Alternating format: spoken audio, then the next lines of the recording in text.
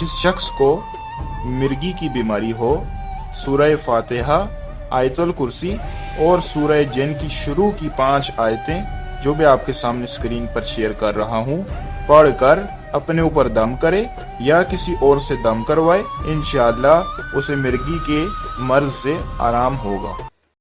بسم اللہ الرحمن الرحیم قل اوحی الی انه استمع نفر من الجن فقالوا انا سمعنا قرآنا عجبا يهدي الى الرشد فآمنا به ولن نشرك بربنا احدا وانه تعالى جد ربنا ما اتخذ صاحبة ولا ولدا وانه كان يقول سفيهنا على الله شططا وَأَنَّا ظَنَنَّا أَن لَّن تَقُولَ الْإِنسُ وَالْجِنُّ عَلَى اللَّهِ كَذِبًا۔ ناظرین محترم، یہ تھی مرگی کا علاج قرآن و حدیث کی روشنی میں یا مرگی کے علاج کی دعائیں۔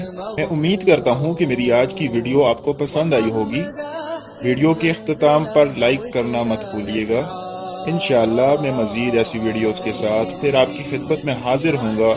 جزاک اللہ، اللہ حافظ۔